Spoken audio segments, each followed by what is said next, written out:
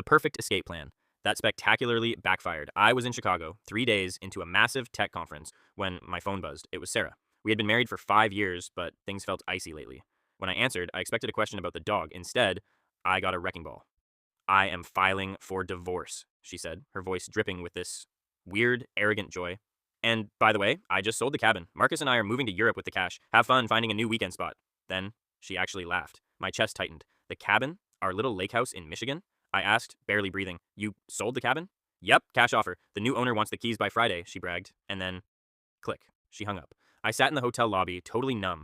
5 years of loyalty, and she tosses me aside for a guy named Marcus while selling my sanctuary. But then, the shock faded, and a huge, slow smile spread across my face. She forgot one crucial detail. 2 years ago, when we restructured our taxes, our accountant advised putting the lake house entirely in an LLC under my name. Sarah had signed the papers while getting her nails done, completely ignoring what they actually said.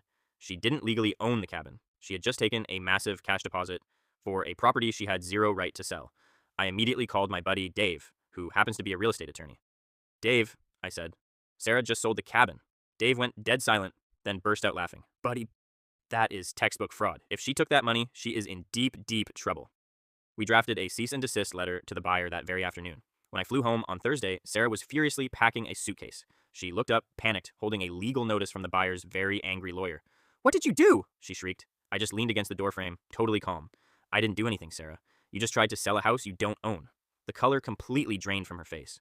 Marcus? He vanished the second he heard the word felony. Sarah had to drain her entire savings to pay back the furious buyer just to stay out of jail. Sometimes the trash really does take itself out.